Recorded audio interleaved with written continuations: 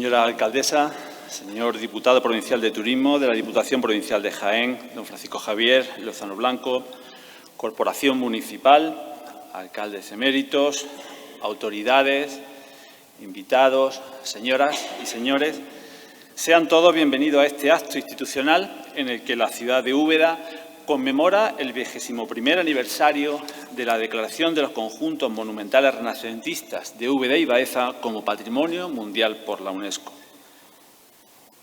21 años desde que aquel 3 de julio de 2003 nuestras ciudades veían por fin cumplido aquel justo y merecido reconocimiento, el anhelo de tantos de sus ciudadanos, el fruto de un largo, complejo y denotado trabajo realizado día a día, realizado a lo largo de más de 20 años por las distintas corporaciones municipales que intervinieron, así como también desde la Consejería de Cultura de la Junta de Andalucía y el Ministerio de Cultura.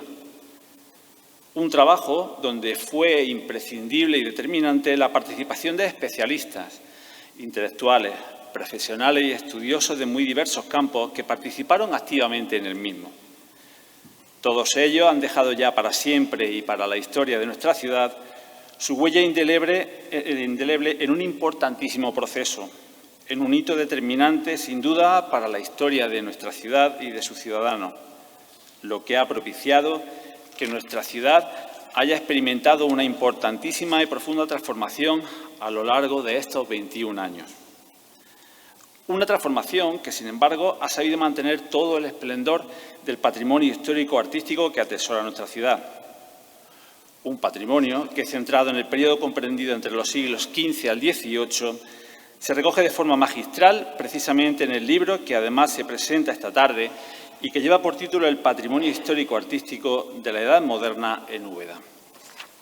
Un magnífico trabajo donde se aunan divulgación y conocimiento y que, coordinado por el historiador del arte, don José Miguel Gámez Sala, recopila el trabajo realizado por algunos de los más importantes eruditos en esta materia, como doña Adela Tarifa, don Aurelio Valladares, don Javier Marín, doña Nuria Martínez, don Miguel Ruiz, don Pablo Jesús Lorite, don Antonio Almagro, don Juan Ramón Martínez, don Pedro Galera, don Sergio Ramiro, don Francisco Juan Martínez, don Antonio Luis Ampliato, don José Joaquín Quesada, don Vicente Ruiz y el propio Gámez Salas.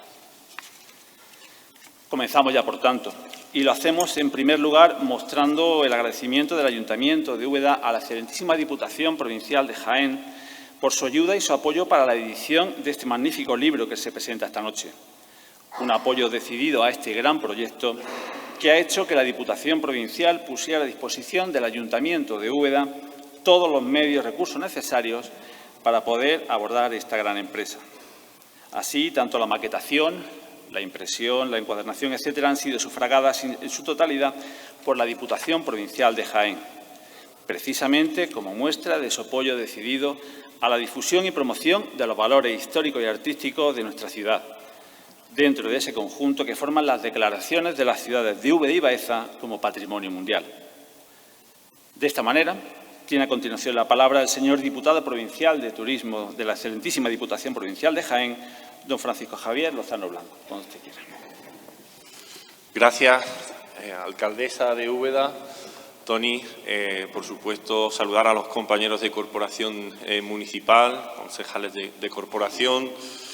Saludar, como no, especialmente al coordinador y coautor del libro que esta tarde se presenta, el patrimonio histórico-artístico en la Edad Moderna en Úbeda, a José Miguel Gámez, por supuesto como impulsor de la iniciativa y sin duda alguna como alma mater de un proyecto que creo que ha llegado para quedarse en la investigación. Saludar, por supuesto, a las autoridades militares, coronel director y teniente coronel de la Academia de la Guardia Civil, también representantes de los distintos colectivos sociales de la ciudad de Úbeda, colectivos culturales, vecinos y vecinas. En nombre de la Diputación Provincial de Jaén, en nombre del presidente Francisco Reyes, al que le hubiese encantado participar también en este acto conmemorativo del 21º aniversario de la declaración como ciudades Patrimonio Mundial de Úbeda y Baeza, felicitarnos. no solo a la ciudad de Úbeda y a la ciudad hermana de Baeza, sino creo que esta tarde, hoy, toca felicitarse a toda la provincia de Jaén, por lo que supuso en el año 2003 esta magnífica declaración que ha sido una auténtica revolución del progreso, el crecimiento, el desarrollo, no solo desde la perspectiva turística, sino también social y económica de Úbeda y Baeza y de la provincia en su conjunto. Los datos, además, los demuestran así. Y en el ámbito en el que desarrollo las competencias dentro de la Administración provincial, que es el turístico, precisamente se muestra a través del sistema de inteligencia turístico. Úbeda y Baeza son el motor turístico de la provincia de Jaén.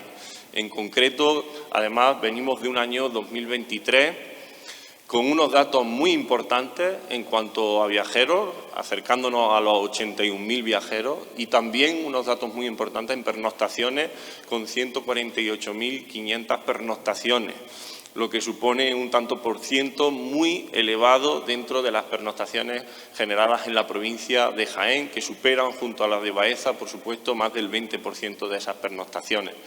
Un dato también muy interesante y relevante es que no solo las cifras, los números son importantes, sino también el sentimiento de ese giro, esa búsqueda de un modelo turístico como destino habitado y habitable, con ciudades, pues sin duda alguna, que están ligadas intrínsecamente a sus tradiciones y a sus colectivos, pero que lo han hecho desde una perspectiva de calidad, de enorme calidad. Y también puedo trasladaros con orgullo que desde el año 2019, que venimos recogiendo datos del sector turístico, precisamente Úbeda ha sido la ciudad destino con mayor reputación online de la provincia, es decir, que mejor cubre las expectativas y las necesidades de aquellos que vienen a visitarnos. Y eso es muy importante.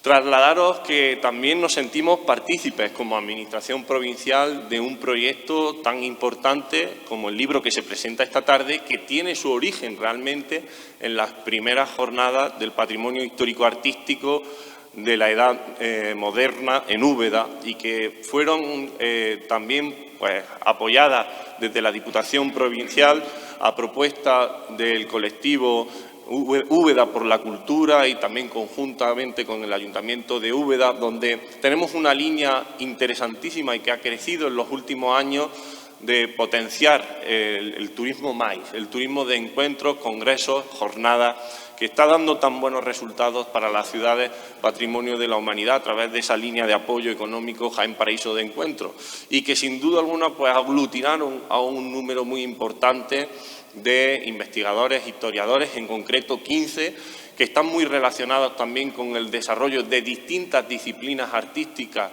y del patrimonio en la ciudad de Úbeda y que han hecho un trabajo formidable, formidable. Yo quiero agradecerle a esos 15 historiadores su participación en la jornada, estas importantes actas que van a quedar como una herramienta muy útil no solo para la investigación, sino también para la puesta en valor del patrimonio en la actualidad y también, por supuesto, en el futuro.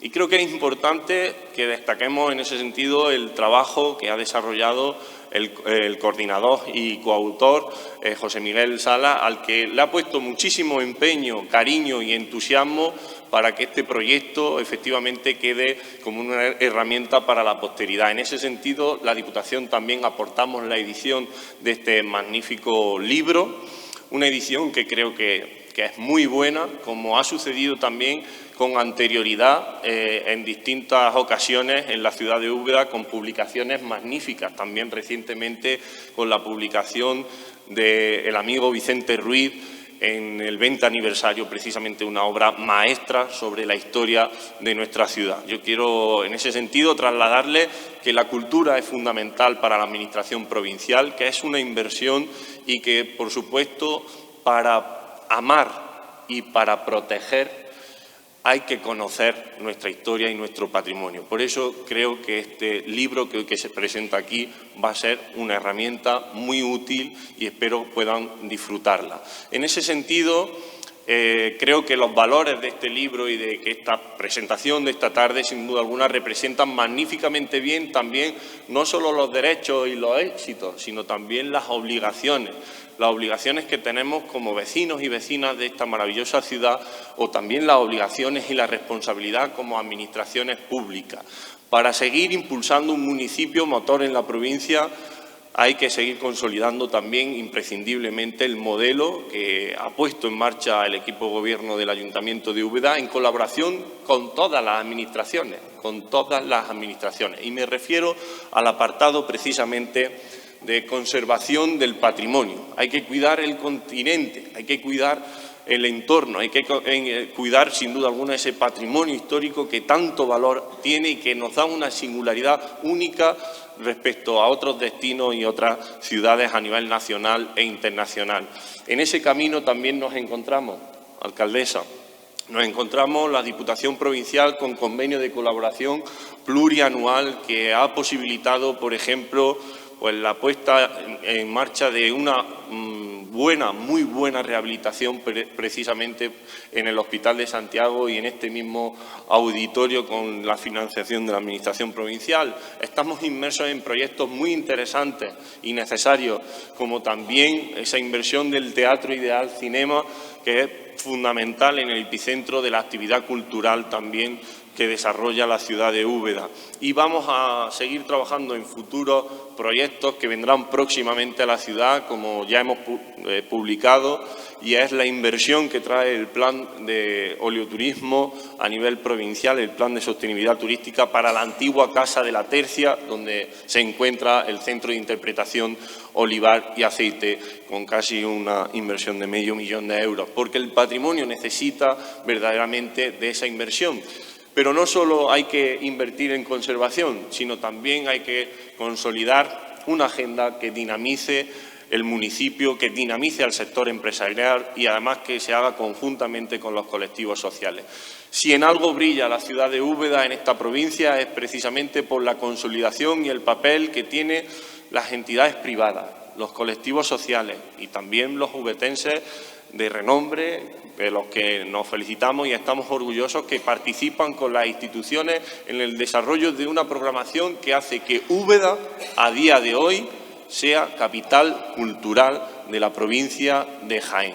Capital cultural de la provincia de Jaén. Hoy mismo hemos comenzado el día de una manera magnífica, con un ubetense de renombre, un auténtico genio como es Moisés Nieto. La Diputación Provincial ha traído la iniciativa del desarrollo de unos campamentos de diseño de moda para impulsar nuevas herramientas al talento joven. Hay que ser partícipes del desarrollo también de los proyectos de los jóvenes. Y también mañana vamos a presentar otra iniciativa interesante como es Turismo y Cultura en Familia, de la mano de la Concejalía de Festejos. La Diputación forma parte de esta vida cultural de la ciudad de Úbeda. Creo que es para felicitarnos. El camino del progreso se consolida trabajando conjuntamente entidades públicas y privadas. Quiero también poner en valor precisamente el desarrollo que hacen las pequeñas y medianas empresas de la ciudad de Úbeda, especialmente en el sector turístico, a las que conozco bien y han puesto mucho ahínco para esos resultados que nos dan los turistas que nos visitan positivos, y ese camino todavía no ha terminado. Es un camino largo que se construye conjuntamente y también andando con fuerza, con ilusión y con pasión, como la que ha demostrado la alcaldesa, su equipo y las administraciones, que entendemos que Úbeda merece muchísimo la pena. Enhorabuena, felicidades y sigamos celebrando muchísimos aniversarios más. Gracias, muchas gracias.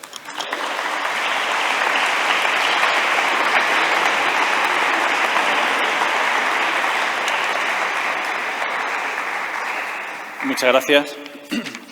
A continuación, tiene la palabra la señora alcaldesa presidenta del excelentísimo Ayuntamiento de Úbeda, doña Antonia Olivares Martín. Muchas gracias. Buenas tardes a todos y a todas. Bienvenidos a este acto de celebración, porque hoy estamos en un día de fiesta, de alegría y de conmemoración de un aniversario importantísimo para la ciudad de Úbeda. Yo, dándoles la bienvenida de manera general, me van a permitir que dé una bienvenida un poquito más específica. En primer lugar, al diputado de Turismo, que me acompaña en representación de la Diputación Provincial de Jaén, que ha sido una pata fundamental importante para la celebración de este acto. Por supuesto, a los miembros de la Corporación Municipal que nos acompañan en este acto también.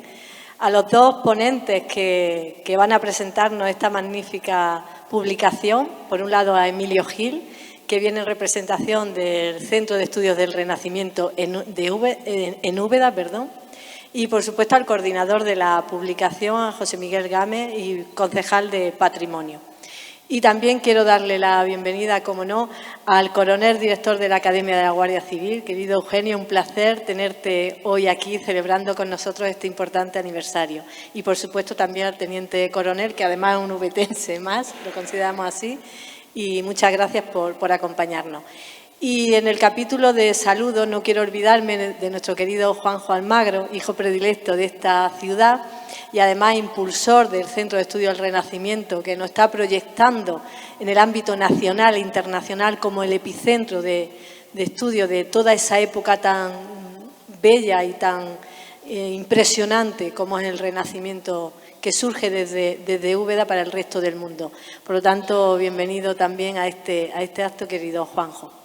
Bien, hechos los saludos, como he dicho, hoy es un día especial, conmemorativo, de fiesta para la ciudad de Úbeda. Y es que se cumplen 21 años desde que la UNESCO nos declaró Ciudad Patrimonio Mundial junto a la ciudad hermana de Baeza.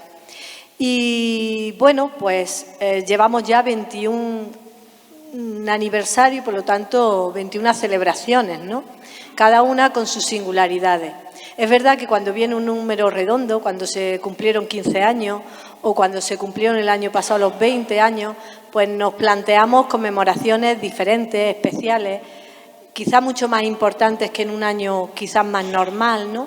Y el año pasado pues se presentó un libro maravilloso que yo creo que gran cantidad de ubetenses tienen en sus casas, que hace un repaso por la historia de Úbeda, pero especialmente por la historia de estos 20 años y cómo la declaración ha tenido una influencia radical en el crecimiento y en el desarrollo de la ciudad de Úbeda. Esta publicación, este libro, este trabajo inmenso y de gran calidad se la encargamos al historiador Vicente Ruiz, que también está esta tarde entre nosotros y que, bueno, fue realmente bien acogida. Yo les puedo decir que para mí se ha convertido en un libro de consulta para muchas intervenciones que yo tengo que hacer, pues tiro del libro para documentarme, ¿no?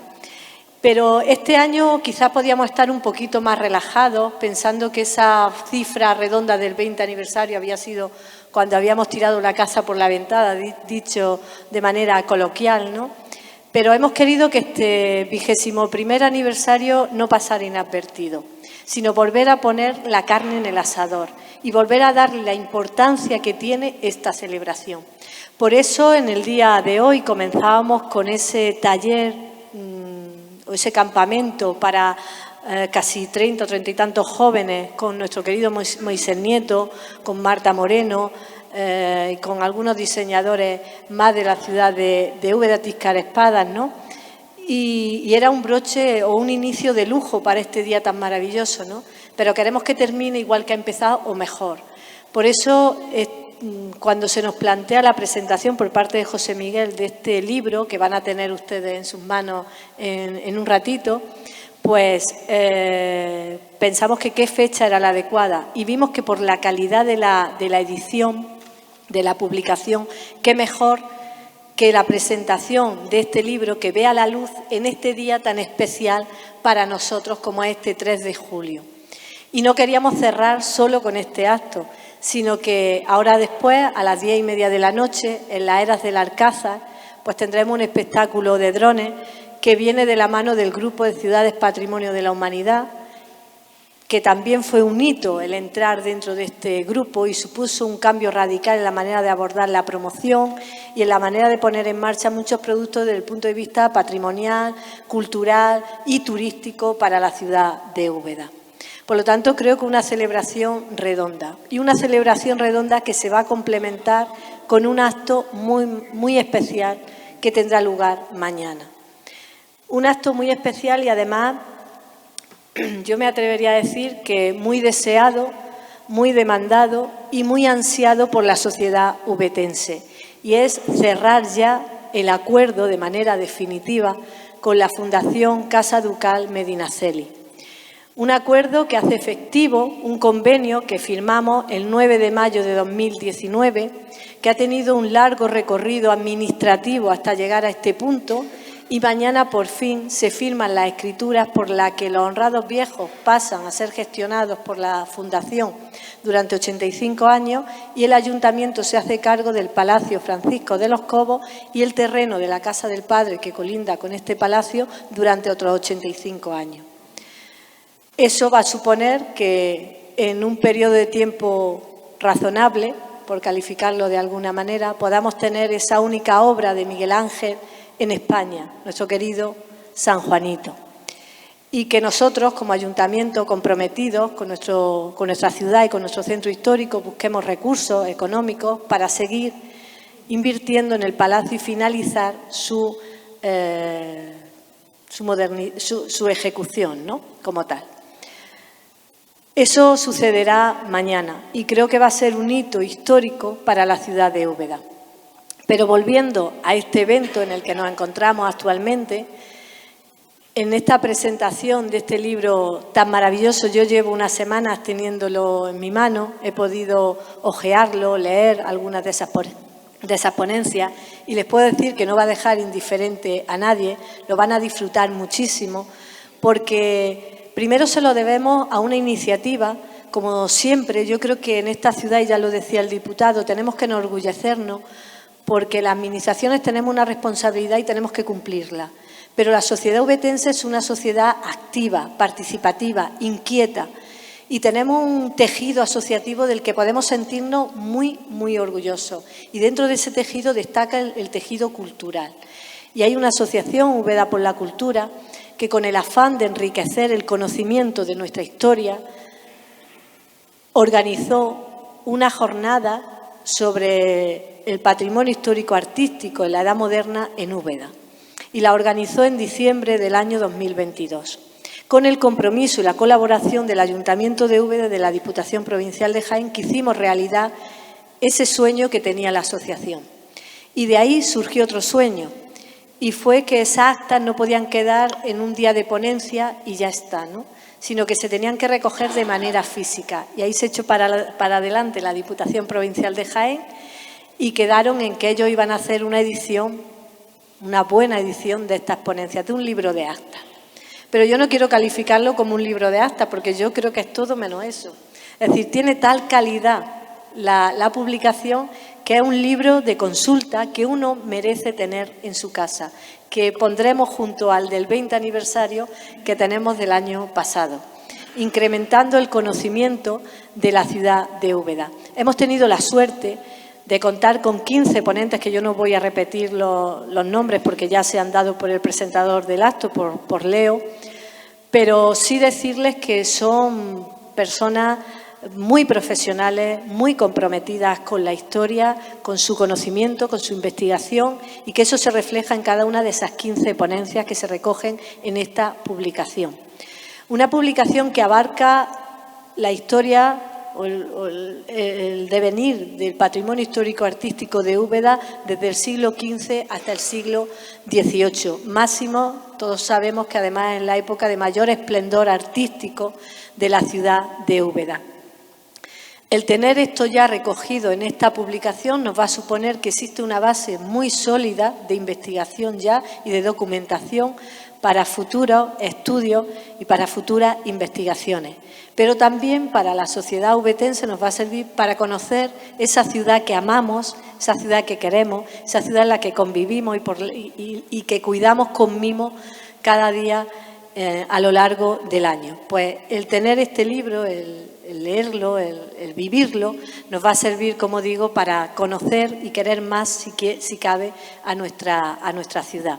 Yo no me voy a extender más porque creo que lo interesante y lo importante es que oigamos a quienes hoy van a presentar el libro, a quien lo ha coordinado, a José Miguel Gámez, y a quien viene para dar y hacer una presentación como como se debe, a Emilio Gil, a quien le agradezco que me comentaba hace un ratito que ha venido 6 veces en los últimos meses a la ciudad de Úbeda, no la había pisado nunca y no tiene ganas de irse.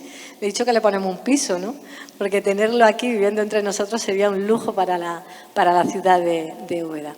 Como digo, ya no me extiendo más, les animo a que disfruten de este evento, a que disfruten dentro de un ratito del evento de drones en las eras del Alcázar y que mañana pues sigan a través de los medios de comunicación pues la firma de esas escrituras que, como digo, van a ser un hito en la ciudad de Úbeda.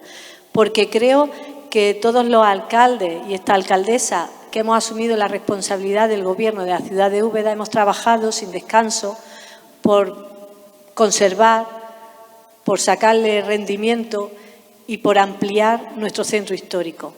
Pero creo que tenemos que reconocer que en estos últimos 9 años se han hecho unos esfuerzos increíbles por ese centro histórico como motor económico de la ciudad de Úbeda. Y también de la provincia y de la comunidad autónoma. No podemos olvidar la radiación de efecto que tiene la ciudad de Úbeda, porque hemos puesto en valor un yacimiento arqueológico, el más antiguo de Europa, con 6.000 años de antigüedad a su espalda, como son las eras del Alcázar. Hemos puesto en marcha, que están terminándose ya la obra del Palacio Mancera para recoger ese espacio dedicado a la obra de Joaquín Sabina. Y ahora cerramos ese circuito con esta intervención maravillosa, con esta firma de escrituras que se suma a todas esas intervenciones que van buscando que nuestro centro histórico luzca como debe. Por mi parte, nada más, y aprovecho para desearle a todos los ubetenses un feliz aniversario y nos damos cita el año que viene. Muchas gracias.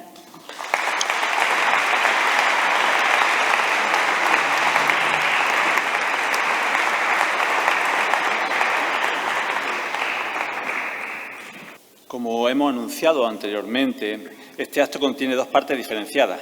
Para ello voy a rogar que suban ahora al escenario, por favor, don José Miguel Gámez y don Emilio Gil, para que ocupen estos asientos.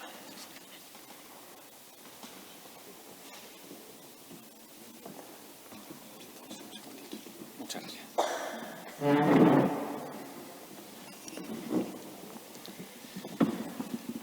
En primer lugar, tiene la palabra el señor Gámez Salas, historiador del arte, docente del Centro Universitario Sagrada Familia de Úbeda, investigador y autor de diversos libros, estudios y publicaciones relacionadas con el mundo del arte y, en la actualidad, concejal de Innovación y Patrimonio Mundial de esta ciudad, como coordinador y escritor del libro que se presenta esta noche.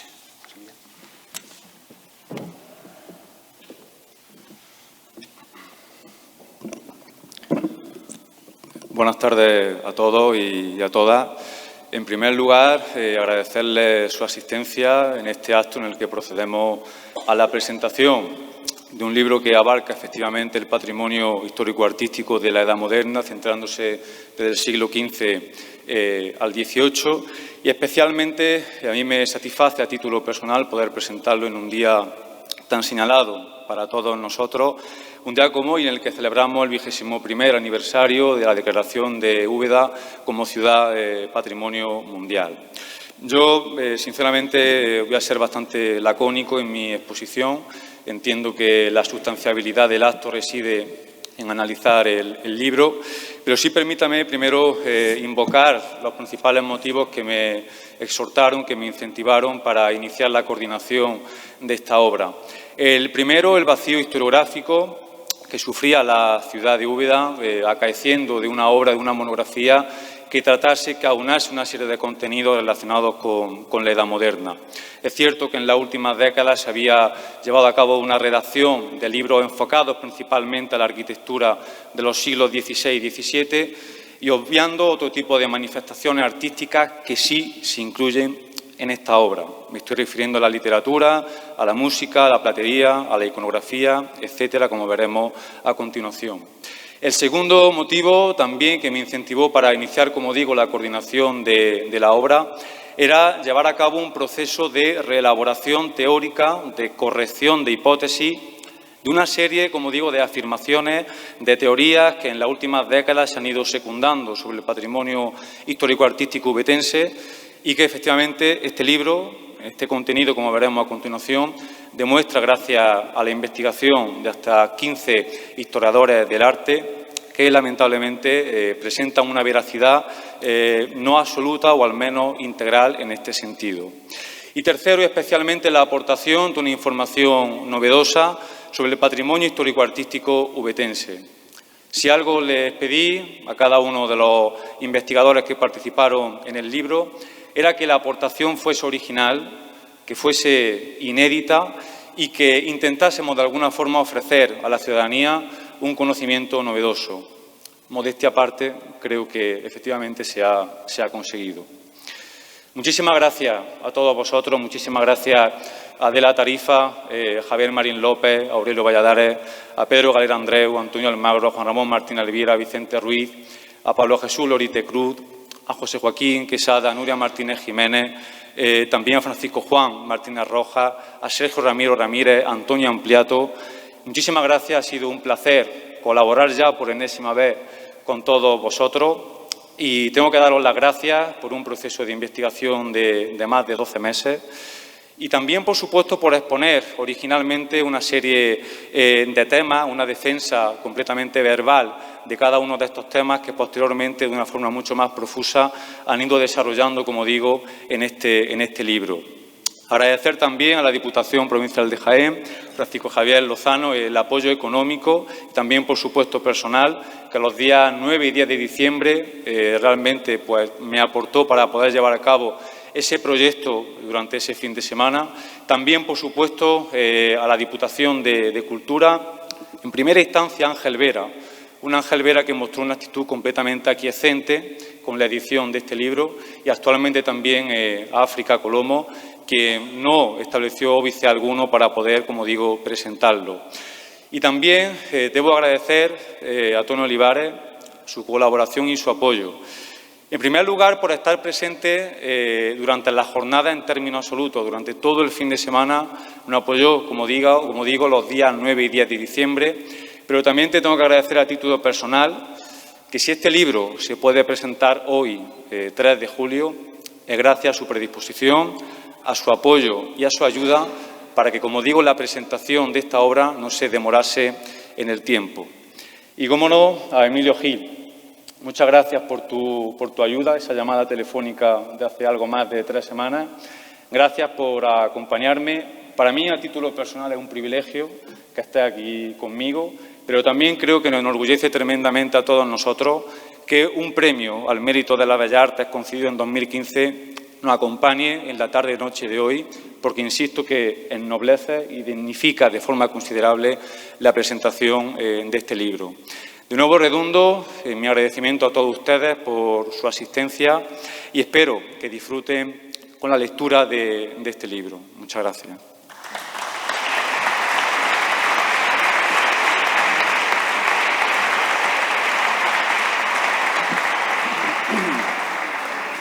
Muchas gracias.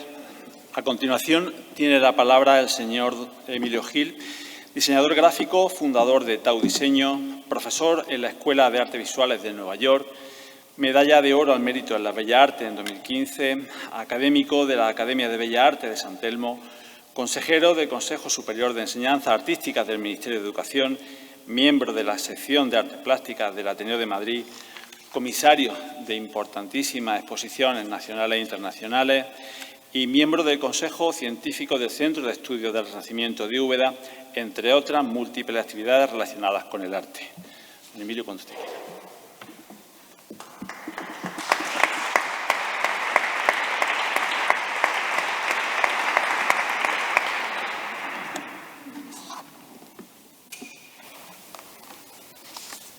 Voy a comenzar de una forma bastante atípica. Ayer tuve sesión de control con el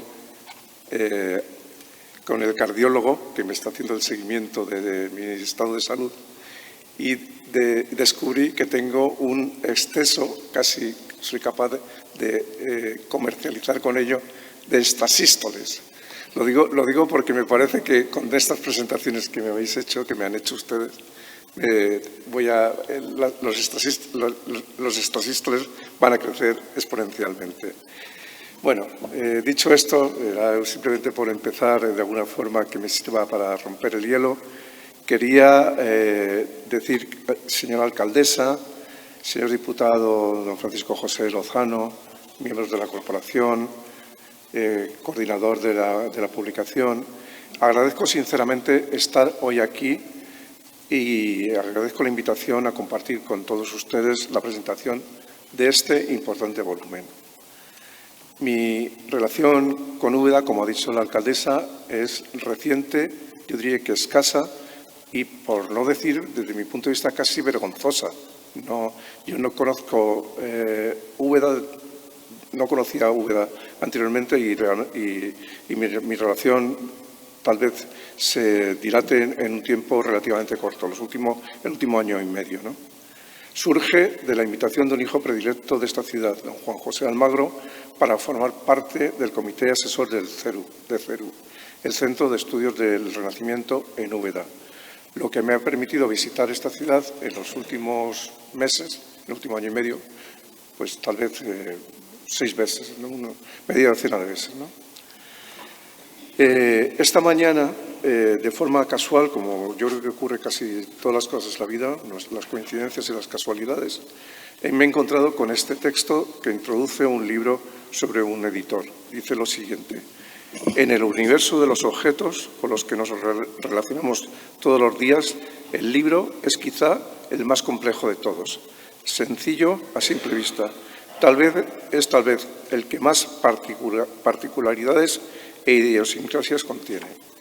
Vamos a hablar precisamente de un libro. Esta tarde vamos a hablar de la presentación de un libro que a mí me parece que es un libro que he tenido el privilegio de consultar, de leer en estas últimas 3 semanas, que hace referencia, como ya sabemos, a las jornadas de patrimonio histórico-artístico en la Edad Moderna en Úbeda, de entre los siglos XV al XVIII.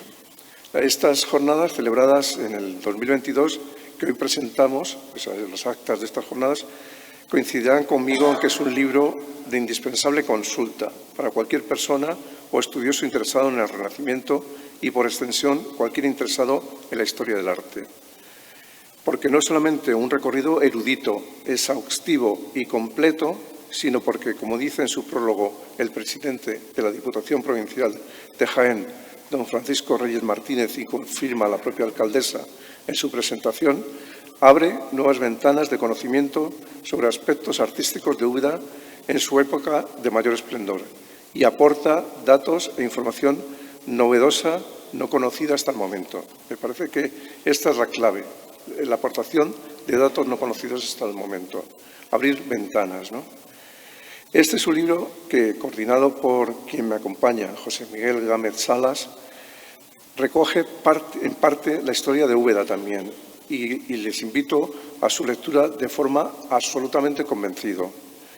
Y ahora me van a permitir que recorra, junto con el coordinador de esta obra que hoy presentamos, lo que supone para mí Úbeda, que modestamente abra nuevas ventanas, mis nuevas ventanas, además de las sensaciones que he percibido a través de su historia, monumentos, su belleza renacentista, su armonía, su paisaje, sus artesanos, su gente, sobre todo su gente. Esta visión mía, este encuentro, esta sorpresa, comenzó en mi caso experimentando personalmente, de forma repentina y no prevista, pero muy intensa para mí, muy profunda, el contemplar el suelo de la Capilla del Salvador con esa inolvidable trama ajedrezada, con ecos de la perspectiva de Brunelleschi.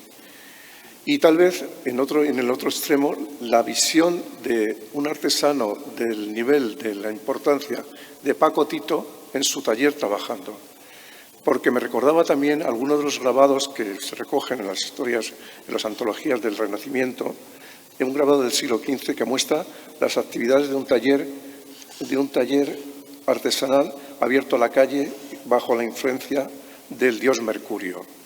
Me parece que esos son como extremos que para mí se han quedado grabados en mi memoria, en mi experiencia de lo que Úbeda es para mí. Pero ahora vamos con una serie de preguntas que nos permitirán conocer mejor algunas de las importantes aportaciones de esta obra que esta tarde se presenta.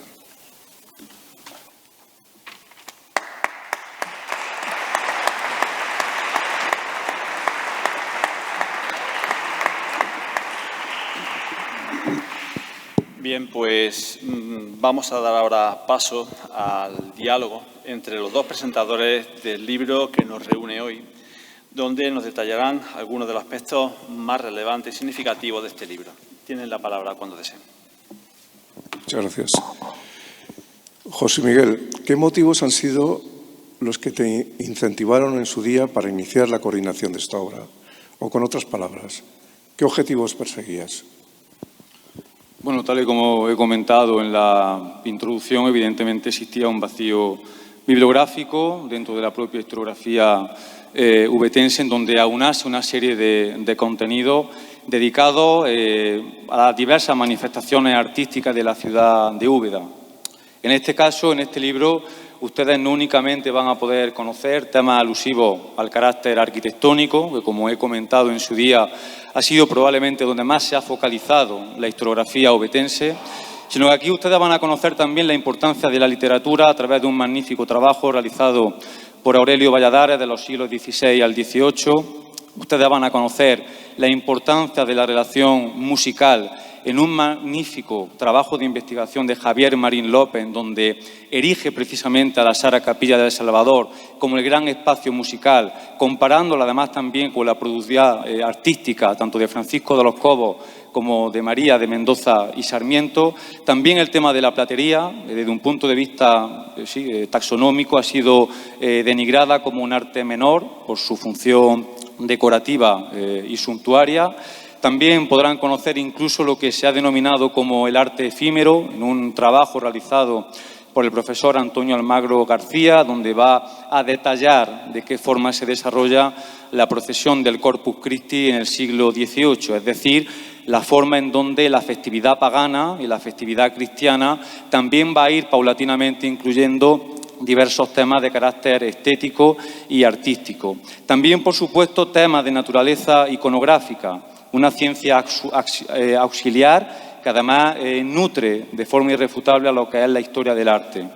Todo ello se va a poder conocer en este volumen y es precisamente lo que uno buscaba, esa información novedosa e intentar también incorporar una serie de manifestaciones artísticas que no ocupan, no se entiende el porqué, un sentido secundario o terciario dentro del patrimonio histórico-artístico ubetense, porque realmente, como digo, tuvieron en su día, en su época, su gran importancia.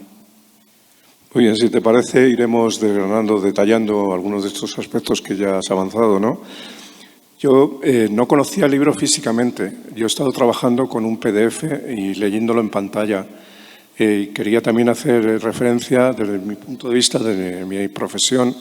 Yo trabajo como diseñador y una de las actividades más importantes que realizo es diseñador editorial, o sea, cuidar los libros, algo tan importante, yo creo que con tanta trascendencia para la sociedad, ¿no? Cuidar el libro, ¿no? Cuidar ese objeto difícilmente mejorable. Yo creo que es un objeto que con el paso del tiempo se ha ido perfeccionando.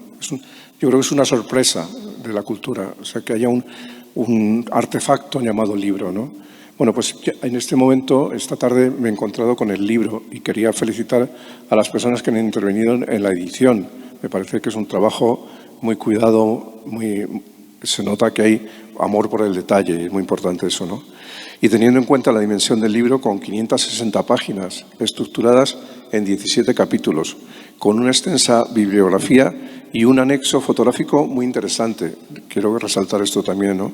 Y en donde habéis participado hasta 15 investigadores. ¿Con qué dificultades te has encontrado a lo largo del tiempo, desde su inicio hasta su presentación esta tarde? Bueno, cuando uno lleva a cabo la coordinación de una obra, tal y como has comentado, de estas dimensiones, 560 páginas, 17 capítulos en las que hemos participado un total de 15 investigadores. Normalmente la problemática viene normalmente en el carácter o bien institucional o bien también la propia edición. Debo decir que tanto con la Diputación Provincial de Jaén como con el Ayuntamiento de Úbeda en su día, como he comentado anteriormente, mostraron una aceptación absoluta, primero en el desarrollo de la jornada y luego también que este libro, insisto, pudiésemos tenerlo en el día de hoy. En cuanto a las dificultades que presenta lo que es la coordinación de un libro de estas dimensiones, pues primero fijar un índice porque en el libro, ustedes lo verán a continuación, hay trabajos que abordan toda la etapa de la Edad Moderna, otros que únicamente se centran en el siglo XVI, otros que abarcan siglo XVIII exclusivamente y, como he comentado, que además es un libro que tiene un carácter interdisciplinar dentro del ámbito histórico-artístico, había, digamos, que dotarlo de una coherencia secuencial en el texto. Evidentemente, el libro lo inicia un trabajo de Adela Tarifa. Era fundamental que el leyente partiese inicialmente de un conocimiento exhaustivo de lo que era la mentalidad colectiva, no únicamente del siglo XVI, sino de la Edad Moderna en Úbeda. Y hemos terminado, evidentemente, con la aportación de Vicente Ruiz, en donde trata de analizar el carácter histórico-artístico en el siglo XVIII. Es verdad que luego quizás más complejidad se ha podido producir con otro tipo de escritos, por tal de intentar, insisto, de cuadrarlo dentro de la arquitectura, de las artes plásticas, de la iconografía, pero finalmente yo creo que se ha conseguido de forma satisfactoria dotar el índice, dotar el libro de una coherencia secuencial que yo creo que lo que hace es facilitar en este sentido, como digo, la lectura al propio leyente. Fuera de eso, de la propia, digamos, complejidad que ha presentado también la maquetación y el diseño de la portada, una portada que debo decir que ha sido diseñada por Marcelo Góngora, que lamentablemente no puede acompañarnos en la tarde de hoy, una portada realizada con inteligencia artificial, en donde manipula completamente la Sara Capilla del Salvador y en donde no era fácil intentar concentrar en una portada todos los estilos de la Edad Moderna. ¿De qué forma se concentra en una sola imagen el Renacimiento, el Barroco y el Neoclásico? Marcelo Góngora lo consigue, mostrando esa reja de Francisco de Villalpando, ejecutada en 1555, suprimiendo completamente esa cúpula casetonada de la Sara Capilla del Salvador e incluyendo un coro angelical que forma parte de la propia idiosincrasia del estilismo barroco y luego dejando entrever esas dos grandes esculturas realizadas de estilo neoclásico por Antonio de Medina en el año de 1790. Estas, digamos, que han sido las complejidades que ha presentado el libro, tanto en formato como en estructura. Una pregunta.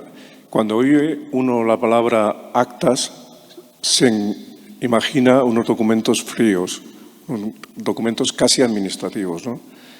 ¿Cuáles son las claves para poder transformar una colección de actas en un texto de un libro y hacerlo atractivo? Bueno, primero partir de una serie de trabajos que, como he comentado en el inicio, que sean completamente, o al menos sobre todo en su contenido, lo más originales e inéditos posibles. Hay estudios que presentan una completa documentación, el estudio que hace Francisco Juan Martínez Rojas sobre el expolio que sufre Diego de los Cobos es extraordinario. Además, un estudio de Francisco Juan Martínez Rojas en donde recaba información de la Biblioteca Vaticana. Son estudios de información de la Biblioteca Vaticana que realiza Francisco Juan Martínez Rojas. Evidentemente hay otros escritos que se centran más en un análisis de carácter histórico-artístico, no tanto documental. Por ejemplo, Antonio Almagro sí es cierto que presenta un carácter más numérico en cuanto a los datos del número de protocolos, de referencias, y otros que, por ejemplo, en mi caso, con un estudio iconográfico, no aporta esa documentación de naturaleza archivística, sino que se centra más bien en un carácter formal y estilístico, ¿no?, de lo que son los programas figurativos. Leyendo el libro, uno de los aspectos que me ha llamado la atención ha sido las relaciones o vínculos artísticos entre Úbeda e Italia durante el siglo XVI, como recoge el profesor Pedro Galera en el capítulo Artes y artistas en Úbeda. Voy a leer unas líneas del texto del profesor Galera. De la mano de Francisco de los Cobos, Úbeda se convirtió en el siglo XVI en un muestrario de lo más representativo y actual del arte italiano. principalmente gracias al amueblamiento de la Sacra Capilla. ¿Puedes recordar aquí cuáles fueron esos vínculos?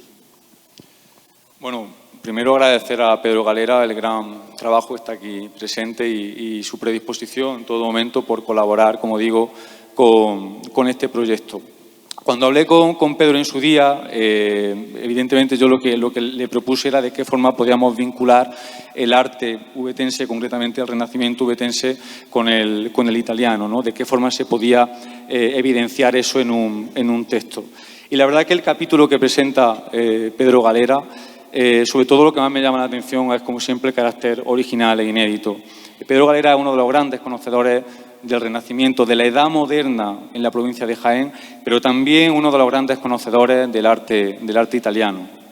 Yo, por ejemplo, por tratar de metodológicamente ser un poco más didáctico en este sentido, el capítulo de Pedro Galera sobre todo pone en el centro de su obra la figura de Francisco de los Cobos. Evidentemente, por la capacidad y el poder estatal que tenía, su vinculación con Italia, sus viajes a Italia eran asiduos, y sobre todo también porque en el libro ya se establecen los dos grandes príncipes italianos que van a obsequiar, como digo, a Francisco de los Cobos. Primero será Federico Gonzaga, el duque de Mantua, y también será Alfonso de Este, el duque de Módena. De hecho, este lienzo que tienen ustedes a la izquierda, esta obra ejecutada por Sebastiano del Piombo a finales del siglo XV, uno de los grandes pintores del Quattrocento italiano, es precisamente un obsequio procedente de la familia Gonzaga, concretamente de Ferrante Gonzaga. Incluso será también esta misma familia la que lo ponga en contacto con Tiziano, con un posible autorretrato que este pintor veneciano realizase, como digo, a la figura de Francisco de los Cobos. Aparte también me resulta importante, dentro de la obra, del artículo que escribe Pedro, intentar de forma exhaustiva determinar el procedimiento de la llegada del San Giovanni de Miguel Ángel. Y me parece importante porque erróneamente uno ha podido leer en algún que otro documento que la llegada del San Giovanni de Miguel Ángel es un regalo del propio Miguel Ángel a Francisco de los Cobos. Para nada. La realidad suele ser mucho más prosaica, y ese procedimiento, insisto, que lo explica el propio Pedro Galera. Miren, la obra de Miguel Ángel la ejecuta en 1494 como un regalo de boda a Lorenzo de Pierfrancesco de Medici, y va a estar con los Medici hasta el año de 1537 con el asesinato de Alejandro de Medici. Un Alejandro de Medici que, por cierto, lo va a asesinar su primo hermano, Lorenzino de Medici, y, consecuentemente, va a ocasionar un tumulto en la ciudad de Florencia, originando la expulsión, originando la huida de la familia de los Medici.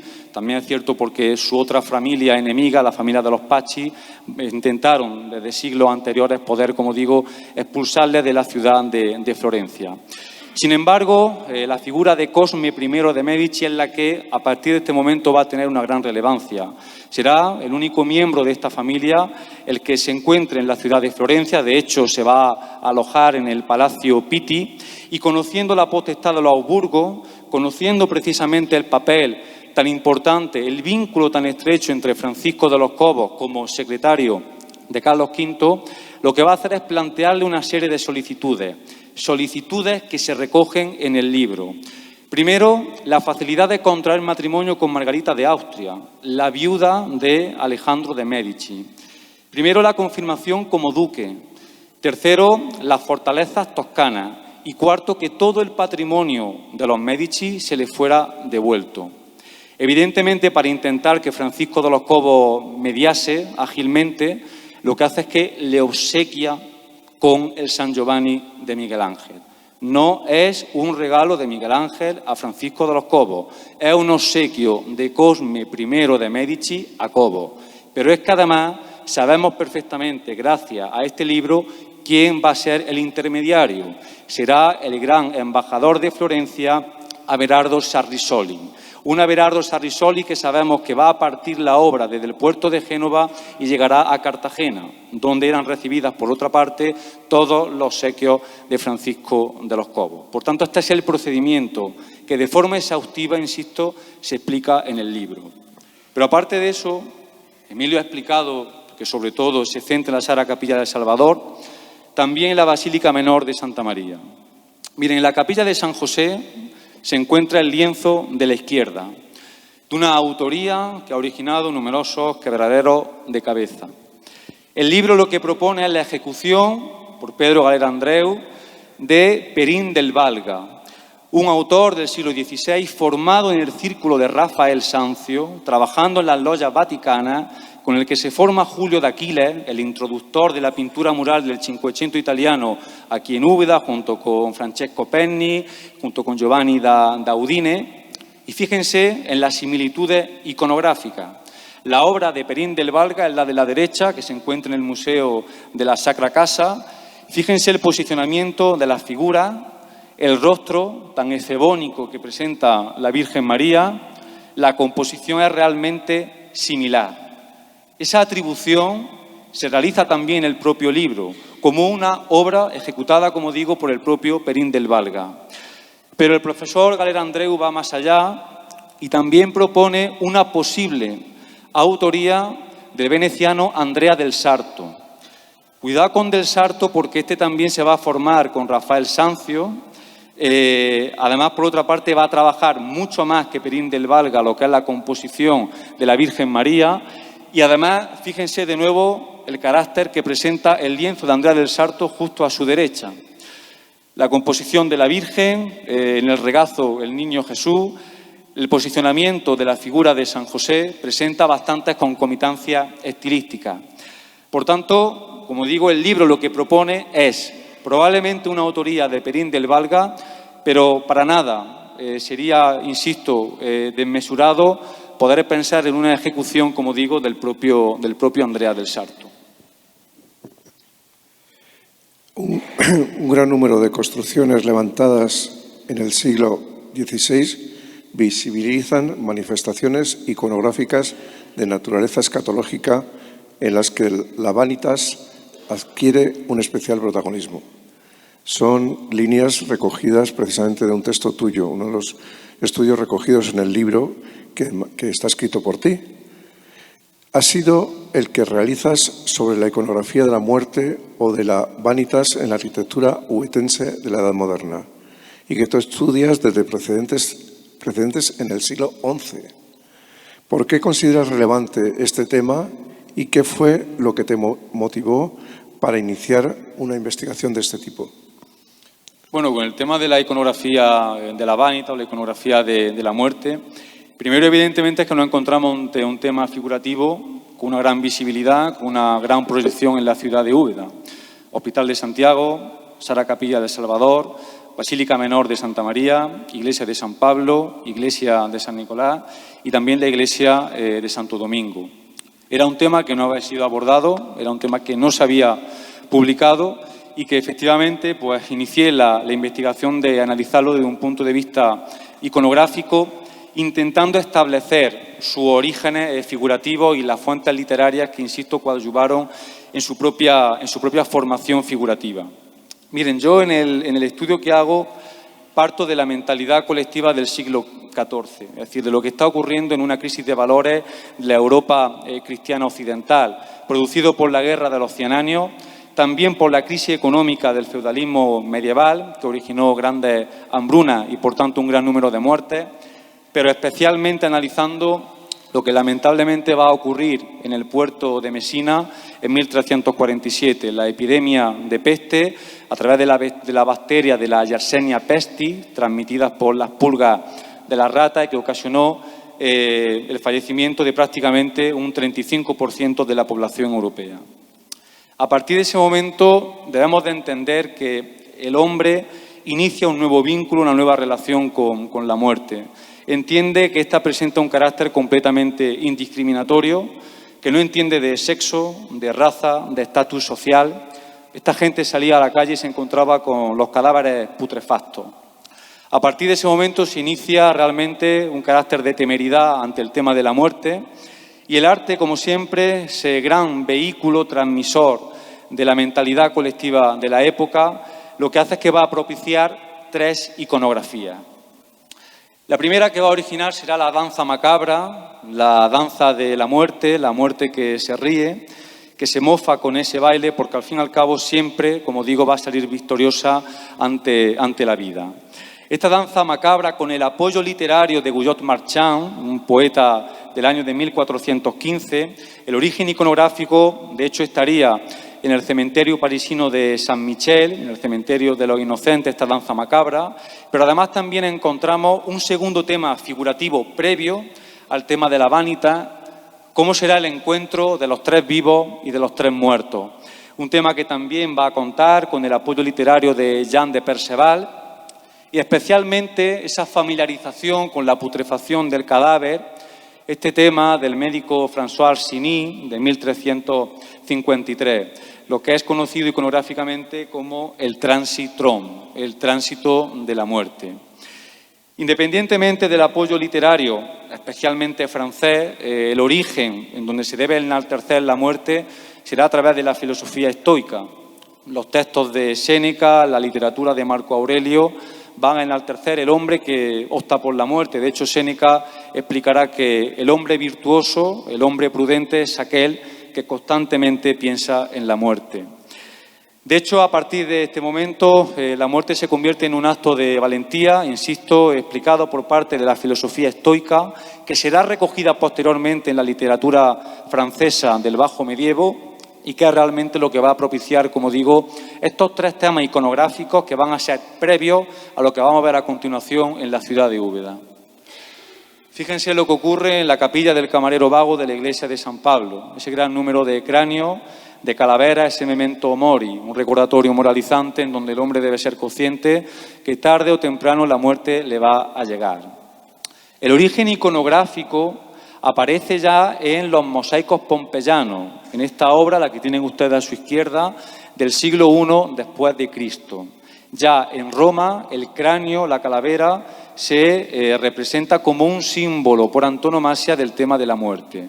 El Renacimiento, como todos ustedes sabrán, lo que hace es recoger precisamente las bases artísticas de la antigüedad clásica y recogen este tema iconográfico precisamente del cráneo para incorporarlo, como digo, al memento mori. Aparte, independientemente del motivo del cráneo, fíjense también en esta peculiaridad.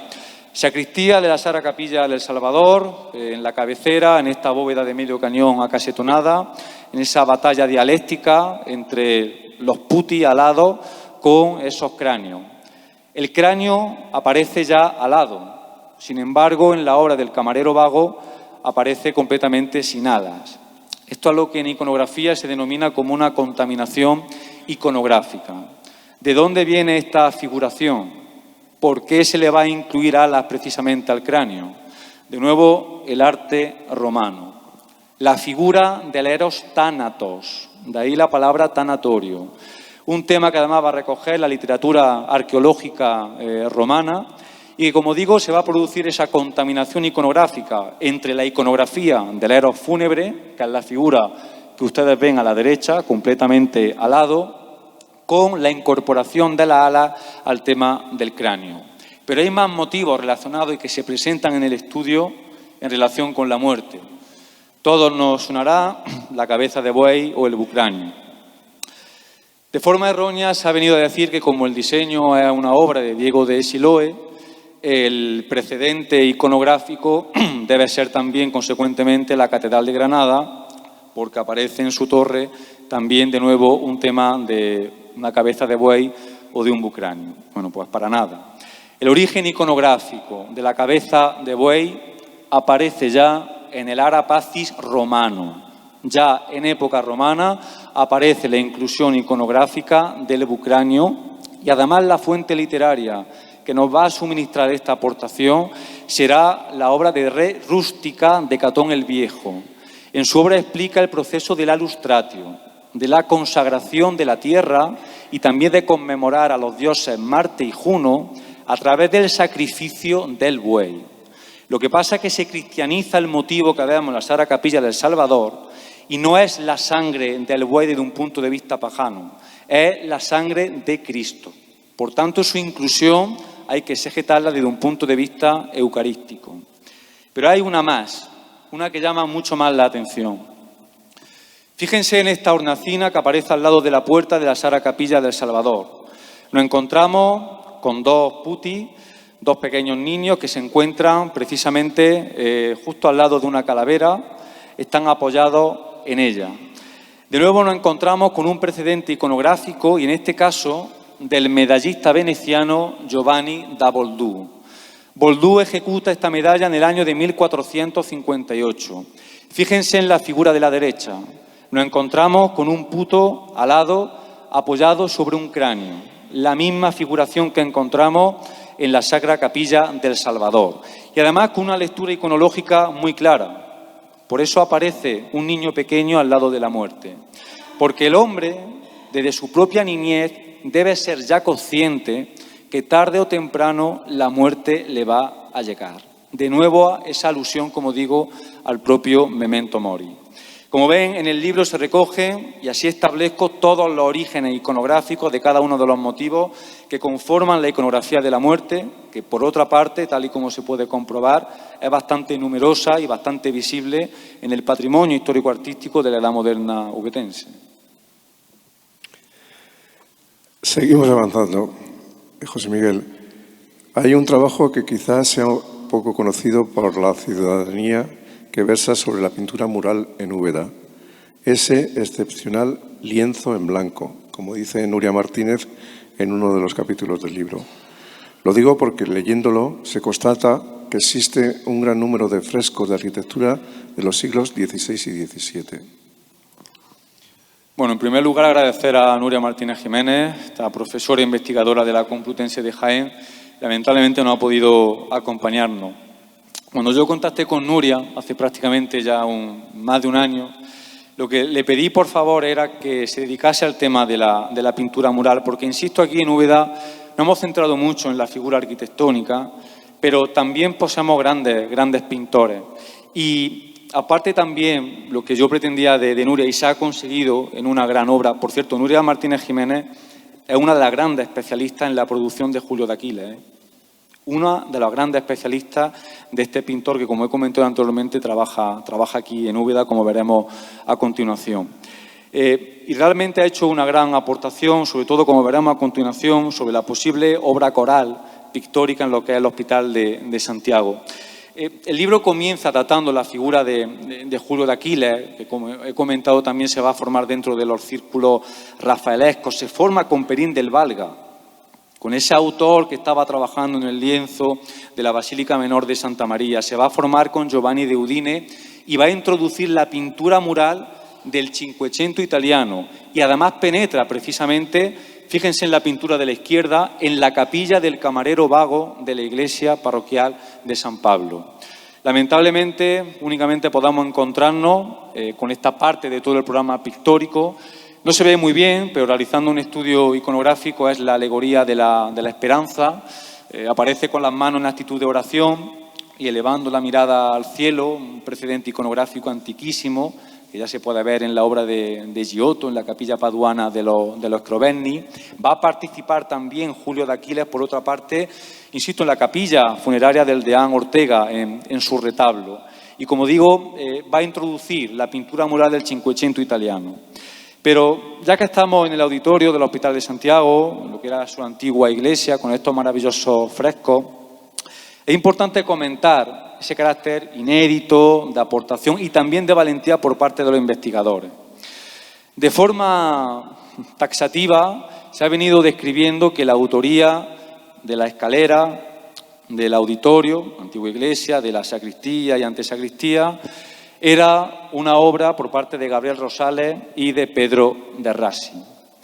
La aportación y lo que se presenta en el libro es que probablemente nos encontremos ante una obra coral en la que participa primero Miguel Barroso, un Miguel Barroso que viene, además de trabajar en el Escorial, o sea, un pintor de primer nivel en este sentido, un Miguel Barroso que además va a firmar las condiciones y va a ser el que contrate tanto a Pedro de Rassi como a Gabriel Rosales. Y también, cuidado con esto, con Antonio de Aquiles, el hijo de Julio de Aquiles. Es bastante probable insisto, que participasen tanto Barroso como Antonio de Aquiles en la producción pictórica del Hospital de Santiago. En el libro se explica de forma pormenorizada la diferencia que hay en algunas imágenes. Y eso nos habla efectivamente de que hay una ejecución coral en este sentido y que no podemos atribuir de forma taxativa la pintura a Pero de Rasi ni tampoco a Gabriel Rosales. Pero es que además hay documentación que presenta en el libro en donde sabemos que en ese concurso, insisto, dirigido por Miguel Barroso, sabemos que se va a presentar Antonio de Aquiles.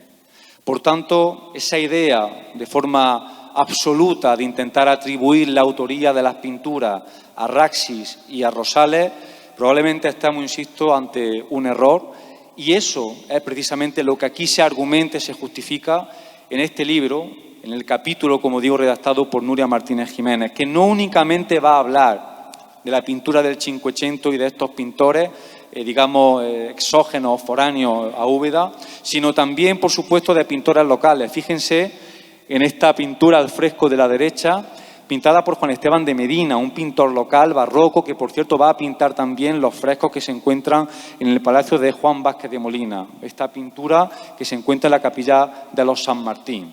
Por tanto, en el estudio de Nuria Martínez Jiménez no únicamente se abarca un estudio de pintores procedentes de otros lugares, sino también de artistas locales, como digo, de la ciudad de Úbeda. Por eso me parecía importante también que tuviese su peso y su presencia en la coordinación, en la redacción de este libro. Evidentemente, en el apartado arquitectónico existe una obra capital que es la Sacra Capilla del Salvador, diseñada por Diego de Siloé, y que se trata de forma pormenorizada en el libro. Antes me he referido a unas palabras del presidente de la Diputación Provincial de Jaén y de la alcaldesa de abrir nuevas ventanas de conocimiento sobre aspectos artísticos de Úbeda en su época de mayor esplendor y también de aportar datos e información novedosa no conocida hasta el momento. ¿Qué información inédita aporta este volumen con respecto a este monumento? Bueno, es un trabajo extraordinario que realiza Antonio Ampliato Briones, que tampoco lamentablemente puede estar con nosotros. Cuando contacté con Ampliato, con Antonio, contacté realmente porque es uno de los grandes conocedores de la obra de Diego de Siloé y porque además analiza la obra desde la perspectiva del historiador del arte, pero también del propio arquitecto, ¿no? Y la verdad que en el libro se incluye un trabajo pormenorizado. No se ha visto un mayor estudio de lo que es la Sagrada Capilla del Salvador. Esta imagen, este dibujo hecho a mano por Antonio Ampliato, por su propio equipo de investigación, que se incluye en la obra, es precisamente la que ustedes están viendo aquí. Antonio, aparte también de diseccionar todo lo que ha sido la Sagrada Capilla de El Salvador, muestra esta imagen y la analiza precisamente por lo siguiente. Se dice siempre que el diseño de Siloé se respeta de forma taxativa, exceptuando las dos portadas laterales que diseña Vandelvira y que ejecuta entre 1541 y 1543, exceptuando también la sacristía, que es de Vandelvira. Bueno, pues el proyecto, el diseño de Diego de Siloé no se va a respetar de forma taxativa, como veremos a continuación. Ustedes lo que tienen en la pantalla es, primero, a la izquierda, el actual edificio de la Sagrada Capilla del Salvador y a la derecha el diseño que plantea Diego de Siloé. Y además presenta una serie de diferencias, por eso digo que no se va a respetar lo que va a afirmar Diego de Siloé por lo siguiente. Fíjense, en la imagen de la izquierda ustedes están viendo unas columnas corintias con un fuste estriado. El fuste que ustedes están viendo ahí es mucho más esbelto, mucho más delgado, mucho más fino que el del proyecto original de Siloé. Seguimos por la balaustrada. Fíjense cómo en el proyecto original lo que hace Siloé es intentar que se establezca inferior a donde se encuentra actualmente la balaustrada en la imagen de la izquierda. Fíjense en el tambor de la cúpula. El tambor de la cúpula, a mano derecha, lo que diseña de Siloé, se caracteriza principalmente por la ausencia de atrezo, de ornato. Sin embargo, en la obra que nos encontramos a día de hoy hay una gran ornamentación de carácter arquitectónico y de carácter escultórico. no se respeta lo que precisamente estableció Diego de Siloé. Pero voy más allá. Fíjense el posicionamiento de arranque de lo que es la cúpula. La cúpula, en el estado original, debería ser, en el arranque del arco toral y de los arcos perpianios, debería ser inferior a la imagen que ustedes tienen a la izquierda y a la que se ve actualmente. E incluso también el posicionamiento y lo que es la distancia que presenta la cabecera con el resto de la nave. Y me explico. En el proyecto original de Diego de Siloé, lo que hace es mostrar una mayor diferencia de lo que es precisamente el arco perpianio con el resto de la nave. Verán ustedes como, por cierto, no aparece nada de ningún balcón, tal y como se puede apreciar en la rotonda a día de hoy. Pero en el proyecto original, la distancia que hay entre el arco toral es el arco que separa lo que es la cabecera del resto de la nave, la distancia con la nave es mucho más corta, mucho más próxima y efectivamente sí se incluye el tema del balcón. Por tanto, como digo, aquí en el librito lo que se explica de forma pormenorizada es que no se va a respetar el diseño planteado por Diego de Siloé. ¿Quién pudo intervenir? ¿Pudo intervenir Andrés de Vandelvira? Sería posible porque es la persona que se encarga, como digo, de la obra a partir aproximadamente del año de 1539. Pero tal y como demuestra el profesor Ampliato Briones, ese proyecto de Siloé no se va a respetar. Además, el libro presenta también un estudio de planta, centrándose en la Sagrada Capilla del Salvador. La planta de la Sagrada Capilla del Salvador es la que ustedes están viendo, parte superior, a la derecha.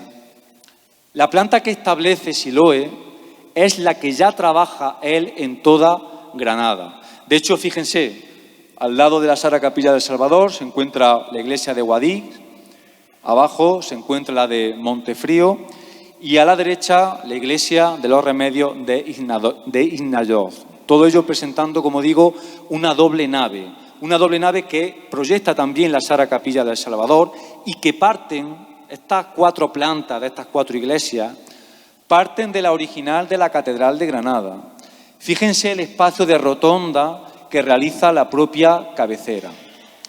¿De dónde viene este origen? ¿Por qué Siloé establece inicialmente una cabecera con rotonda que luego adapta a la ciudad de Úbeda y a otras obras también que realiza en la provincia de Granada? Bien, vamos a ver, Diego de Siloé se va a formar parcialmente en Italia, de hecho sabemos que va a estar con Bartolomeo Ordóñez, trabajando además también en la capilla funeraria de los Carracciolo, en la iglesia de San Giovanni a Carbonara.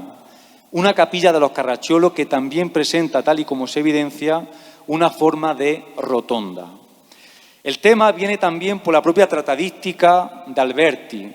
Alberti va a intentar aplicar precisamente este espacio de rotonda en otras obras como en la Anunciata de Florencia y en un proyecto que lamentablemente no termina de concluirse como es el templo malatestiano de Rímini.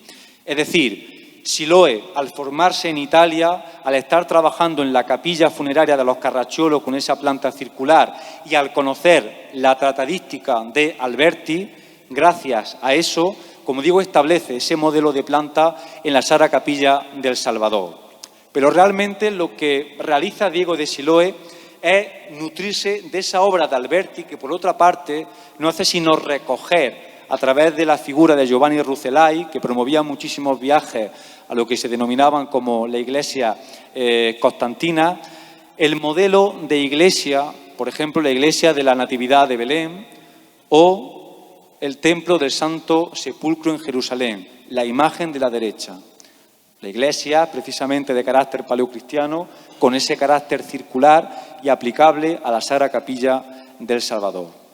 Por tanto, como digo, el estudio también que se plantea en el libro a través de la planta de la Sagrada Capilla del Salvador hace un estudio, Ampliato Briones, partiendo de la que hace en la Catedral de Granada Diego de Siloé, pero yendo más allá e intentando también establecer un precedente, como digo, con la arquitectura de Alberti, con la Capilla de los Carracciolo, pero también con la iglesia de la Anunciata, con el templo de Malatestiano en Rímini y, por supuesto, con esas iglesias como la del Santo Sepulcro de Jerusalén. Esa es la gran aportación, digamos, que se presenta en una obra capital para nosotros, para la ubetenses, sobre lo que es la planta, ¿no?, de la Sagrada Capilla de El Salvador. ¿Y por qué decidiste que hubiera en el volumen que presentamos un análisis sobre la arquitectura conventual en Úbeda? En tema de la arquitectura conventual, además tenemos aquí al autor del capítulo, a José Joaquín Quesada, al que le agradezco de corazón bueno, pues, la aceptación que tuvo en su día para participar, para formar parte del proyecto. Era él la persona que tenía que realizar ese trabajo sobre arquitectura conventual. Ha trabajado muchísimo este tipo de arquitectura, ha trabajado también especialista en la iconografía franciscana, pero sobre todo, tal y como he expuesto en el exordio, no era únicamente el tema de profundizar la arquitectura y ya está, es decir, me explico, no era únicamente de quedarse en el capítulo analizando la fachada, en este caso del monasterio de la iglesia de la Santísima Limpia Concepción, es decir, sí, una iglesia, una portada que se empieza a iniciar en 1623, que van a trabajar por otra parte incluso también los discípulos, algunos de ellos de Andrés de Vandelvira, Pedro del Cabo, va a trabajar Blas Muñoz, Francisco de Herrera. Era sobre todo, y ese trabajo lo hace perfectamente José Joaquín Quesada, intentar explicar la riqueza conventual en su interior, qué es lo que nos podemos encontrar en su producción pictórica y en su producción escultórica. Y realmente es un trabajo extraordinario. Fíjense, en el retablo que tenemos a la derecha de Diego de Alarcón, realizado en 1690, de estilo barroco, un retablo completamente destruido que se encontraba, como digo, en el interior de este convento de la Limpia Concepción. O, por ejemplo, también el estudio que realiza el propio José Joaquín Quesada sobre este retablo ejecutado por Agustín Jurado, un estilo de un barroco cargado, prácticamente rococó, en el último tercio del siglo XVIII, y que pertenece, ¿no?, al convento de Santa Clara. Es decir, de estudiar también la retablística, la relevancia de la retablística dentro de la propia arquitectura conventual. El estudio no se queda únicamente en esto, no se queda únicamente en los retablos, en la escultura, sino que va más allá, aportando también autoría, también a los lienzos que podamos encontrar. Estos lienzos se encuentran en la cabecera de la iglesia de Santa Clara. Muchas veces, lamentablemente, pasan desapercibidos, consideramos que no tienen, digamos, una valía, un cierto reconocimiento histórico-artístico, pero en el libro se explica perfectamente esa atribución y, por tanto, también el valor pictórico y artístico que tiene. Fíjense cómo en el lienzo de la izquierda ese tema conocido como Cristo, fuente llena de vida, fuente de vida, es un lienzo realizado por Juan de Sevilla en el siglo XVIII, desde el barroco sevillano. Juan de Sevilla se forma ni más ni menos que con Alonso Cano. Es decir, que estamos hablando de un pintor realmente importante. A la derecha tenemos la iconografía de Cristo en la cena de Leví, además una obra que va a realizar Miguel Jerónimo de Cierza. Pero además también podamos encontrar, por ejemplo, otros lienzos como un Calvario de Pedro Atanasio Bocanegra. También un pintor fenomenal de la Andalucía barroca, natural de Granada, pero que se va a asentar en Sevilla. E incluso también un Niño Jesús de Pasión, realizado por un artista hispano-flamenco como Cornelio Sult. No es únicamente el trabajo que realiza José Joaquín Quesada de arquitectura conventual y ya está. Va también a explorar la riqueza retablística, escultórica y pictórica, que, como digo, podamos encontrar en el interior de este tipo, ¿no?, de arquitectura conventual, y eso se queda perfectamente, como digo, reflejado en el libro. Aparte también de exponer todos los antiguos conventos que lamentablemente han desaparecido a lo largo de la historia en Úbeda. Es un repaso precisamente que parte desde el siglo XIII y que finaliza en el barroco. Insisto, un estudio muy completo y al que le agradezco de corazón su aportación. Una pregunta doble. Úbeda, ciudad de Semana Santa. Me gustaría que hablases de la aportación que hay en el libro a todo el tema de la imaginería procesional y, por otro lado, ¿qué importancia tuvo la celebración del Corpus Christi según los datos que aporta el profesor Antonio Almagro? En el texto del profesor Antonio Almagro ha habido una un dato de tipo anecdótico para mí, ¿no? Y lo leo porque creo que servirá un poco también para bajar el tono de la intervención que estamos teniendo, ¿no? El texto dice que en la procesión general del Día del Corpus vayan todos los clérigos acompañando al Santísimo Sacramento, aunque no tengan beneficio eclesiástico. No salgan de la procesión hasta que haya vuelto a la iglesia de donde salió, pena de un ducado al clérigo de orden sacro que dexare de ir con sobrepelliz o se saliera de la procesión la mitad para el denunciador, la otra para la iglesia dicha. Me ha llamado la atención el chivatazo del ciudadano que se quiere beneficiar de su medio ducado, ¿no? Bueno, la imaginería procesional y el Corpus Christi. Bueno, el tema del Corpus Christi formaba parte también, como digo, de intentar que esta obra aunase el mayor tipo, ¿no?, de manifestaciones artísticas. Dentro de la historia del arte hay un tipo de arte conocido como arte efímero.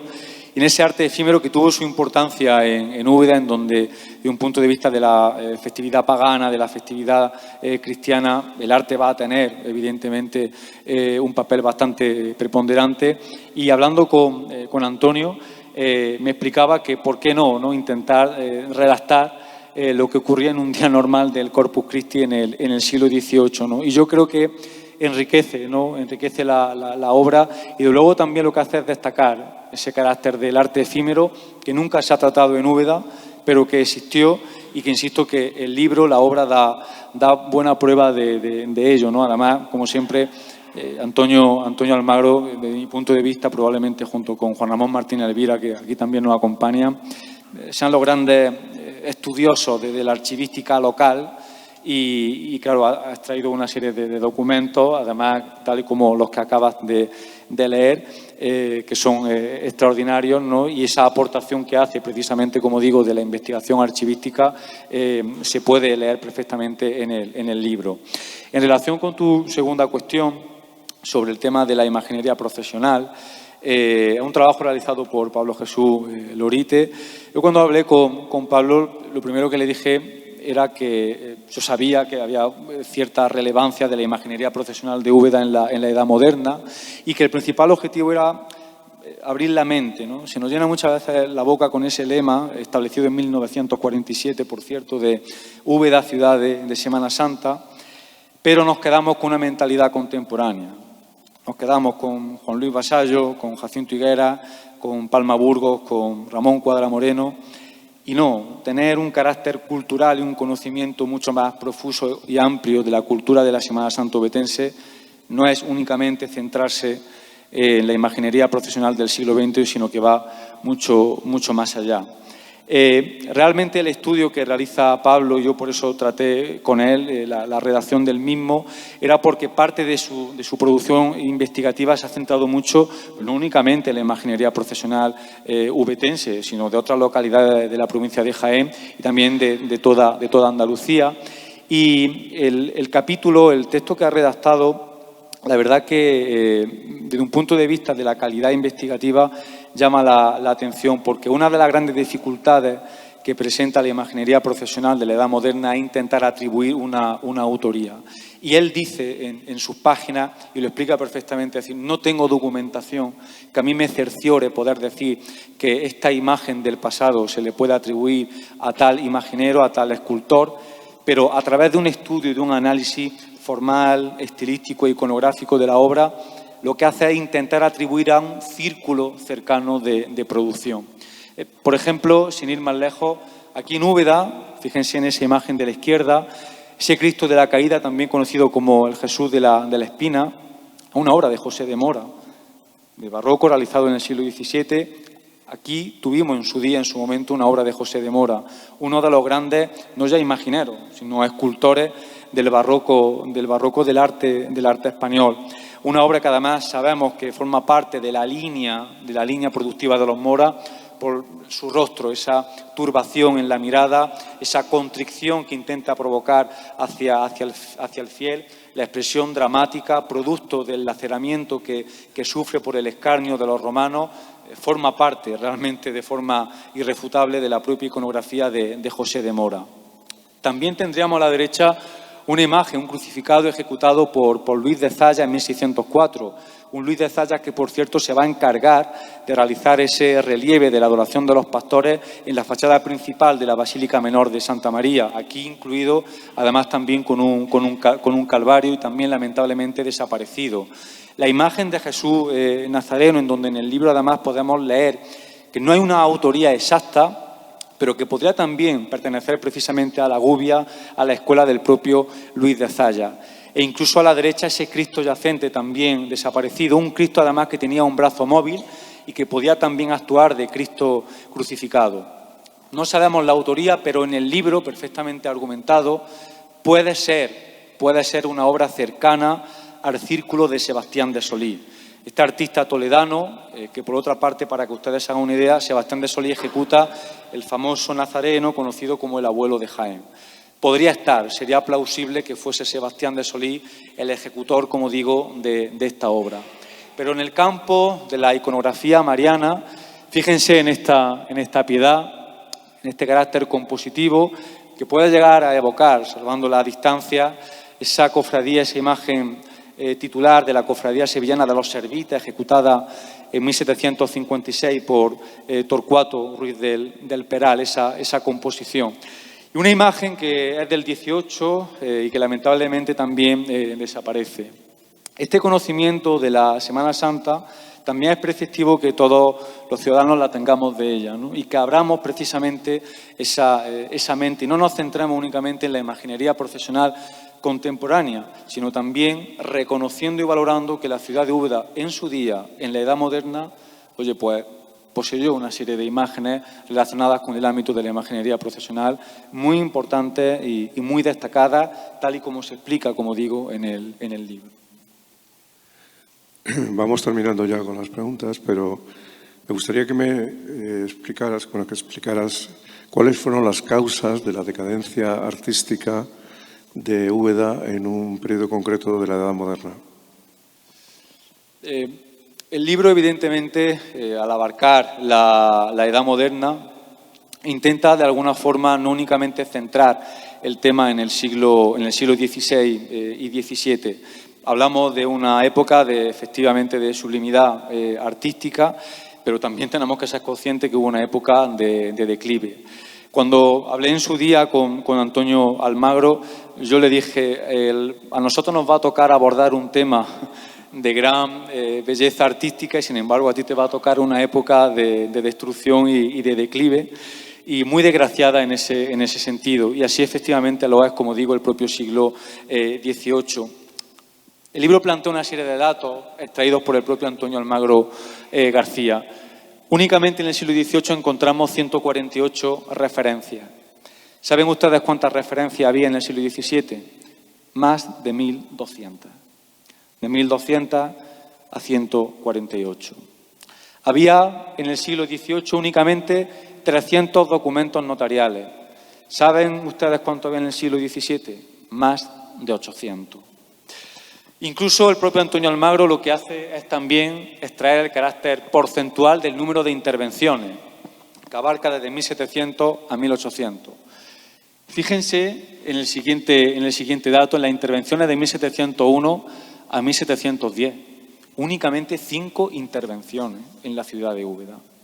Época de declive, pues evidentemente nos encontramos con un contexto social, con sequía, problemas de cosecha, también con la guerra, también con un proceso de despoblación de la ciudad de Úbeda, y luego también, evidentemente, no podemos ignorar, ya no estarán presentes los cobos, los molinas, y eso también va a dañar, como digo, la producción artística del pleno siglo XVIII, y que me parecía realmente preceptiva que apareciese en este libro, porque así sí se abarca toda la Edad Moderna y no únicamente nos centramos en el siglo XVI y XVII. Ese carácter de ampliar la mente y no quedarnos únicamente con el renacimiento de la Plaza Vázquez de Molina. Muy bien, pues para no quedarnos con esta visión o esta reflexión, yo creo un poco negativa, me gustaría que cerrases contándonos qué conclusiones podemos extraer sobre el patrimonio histórico-artístico de la Edad Moderna en Úbeda. Bueno, como conclusión y para finalizar la presentación, evidentemente concluir algo que es incuestionable como es la propia riqueza del patrimonio histórico-artístico ubetense, de todas sus manifestaciones artísticas, tal y como se ha justificado en esta presentación. No todas las ciudades poseen este patrimonio y yo creo que también con la presencia de artistas muy notables y muy sobresalientes en este sentido. Es la conclusión directa, ¿no?, que también podemos extraer. Otra segunda, y no por ello menos importante, es que hay una sublimidad artística de unos 150 años, de todo el siglo XVI y de parte de la primera mitad también del siglo XVII, y que luego entramos en una decadencia completa y absoluta en el siglo XVIII, aunque podríamos destacar algunos autores de esta época como Agustín Jurado, José de Espantaleón, ¿no? Y luego también como conclusión, y yo creo que también esto es una reflexión que toda la ciudadanía pues quizás debamos de hacernos, a intentar poner en reconocimiento y la valoración del patrimonio histórico-artístico ubetense, entendiéndolo como principal motor económico y turístico de la ciudad.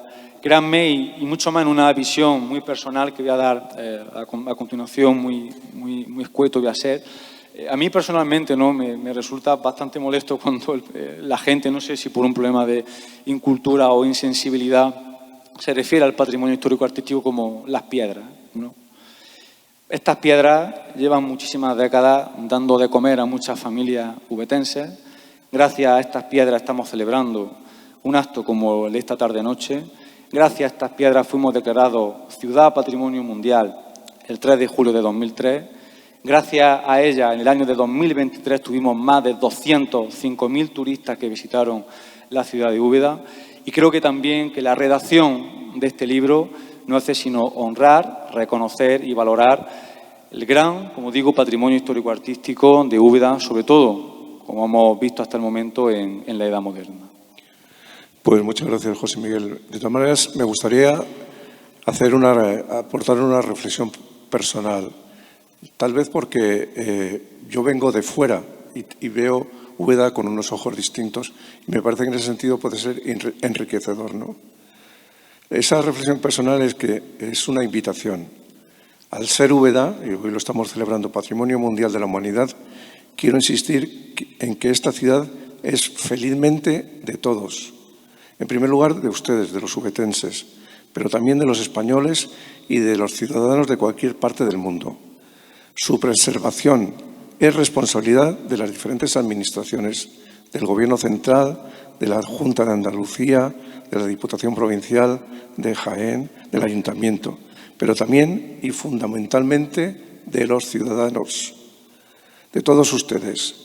Feliz responsabilidad, me atrevería a decir, parafraseando al filósofo griego Protágoras, si el hombre es la medida de todas las cosas, podemos decir que el hombre, la mujer, cualquiera de todos ustedes, son la medida de Úbeda. Muchas gracias.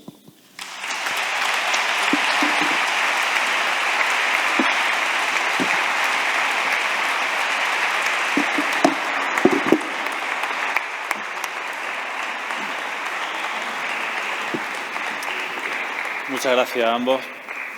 Y ahora sí, antes de finalizar este acto, además de agradecer su asistencia, le indicamos que a la salida del auditorio el excelentísimo Ayuntamiento de Úbeda le hará entrega de un ejemplar del libro que se acaba de presentar.